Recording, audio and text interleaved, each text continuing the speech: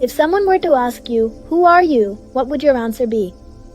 Would you say, "I am a soul"? You definitely wouldn't, because you haven't realized it yourself yet. One, you might associate yourself with your body and say, "I am a body." Or you might associate yourself with your mind, or you might define who I am as a combination of this body and mind. However, more than the body itself, the part of us that truly understands, the mind, is of much greater importance. Our body doesn't refer to itself as I. As far as we're concerned, our mind is the I. But what do our scriptures say? They say that our mind has no light of its own. We know of the sun and the moon. The moon has no light of its own. We know that the sun has its own light.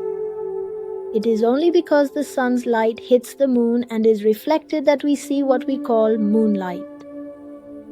Until it reaches the moon, it is sunlight. The moment it reflects off the moon, it becomes moonlight. The moon has absolutely no light of its own. Now that pure sunlight is what we call kutastan. And the moonlight that is reflected from the moon is called chidabasan or abhasan.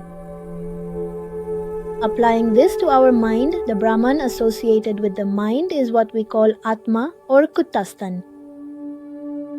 When it is reflected as mental consciousness, it is called chidabasan. To make this easier to understand, our Bhagavath Ayya explains it even more beautifully. There are electrical appliances that run on electricity. In one appliance, that electrical energy is converted into light. In another appliance, it's converted into heat. We don't see the electricity directly. We only know it through its manifestation in the appliances.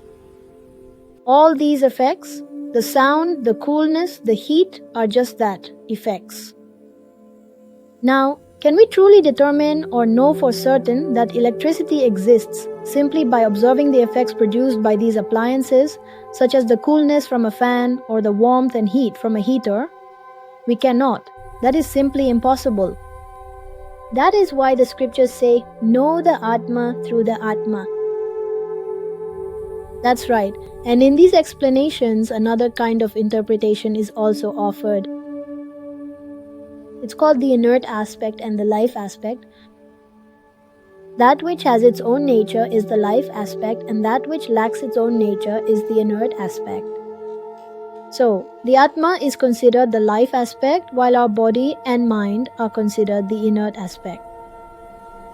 The Vedas say that the body and mind function only because of the Atma. Without the Atma, the body and mind have no movement, they are merely inert. Bhagavath Ayya also explains another approach to this, namely the subject and the object, the seer and the seen. I see the tree. In this, I is the subject. The tree is the object, the thing being seen. Our mind refers to itself as I saw, I ate. Here, this I is just the mind.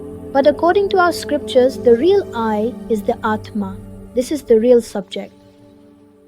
That is why the mind can never, under any circumstances, perceive the Atma.